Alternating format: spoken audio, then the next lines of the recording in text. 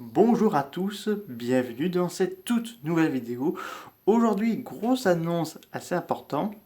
Alors, à la fois d'un film d'animation japonaise et du manga du même film. Il s'agit de la sortie du Roi Cerf qui va sortir le 4 mai en France 2022. Alors, le film était déjà sorti, mais au Japon en 2021.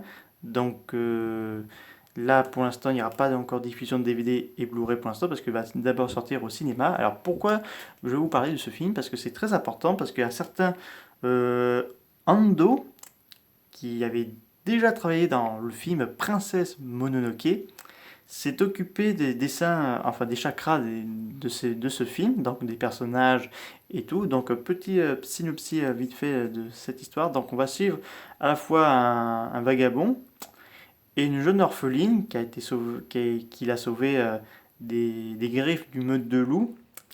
Et donc là, il devra affronter un peu un roi, d'après j'ai compris, un roi tyran qui martyrise le pays et tout. Et que lui, c'est le roi cerf, donc il doit retrouver sa place et tout. Donc là, je vais bien sûr le voir, ce film-là. Et c'est très intéressant parce que la qualité euh, du film est très réussi. Donc là, je ferai bien sûr ma vidéo critique là-dessus. Mais il faut aller le voir, ce film d'animation japonaise qui est assez important parce qu'au Japon, il a été très bien recueilli. Et, et donc là, c'est quand même un film, c'est même très rare, enfin même plus rare parce que maintenant on a tous les films, je dis bien presque tous les films d'animation japonaise qui débarquent chez nous dans nos grandes salles obscures de cinéma.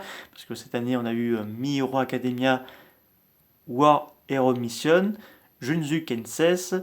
On a eu bien sûr Le Serpent Blanc, mais qui est un film d'animation chinoise. Euh, et après, je ne me rappelle plus d'autres films d'animation parce que je crois en 2020, on a eu pas mal aussi, entre Demon Slayer et bien d'autres encore.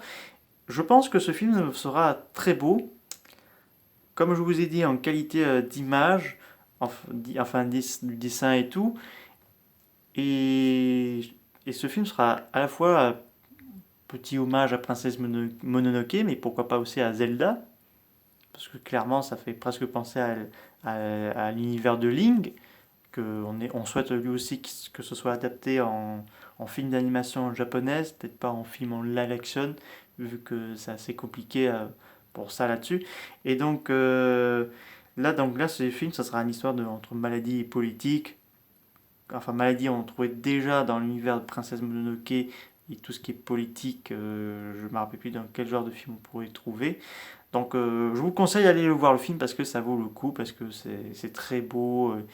Donc, plus d'informations une fois que j'aurai vu le film. Je vous dis à très bientôt. Au revoir.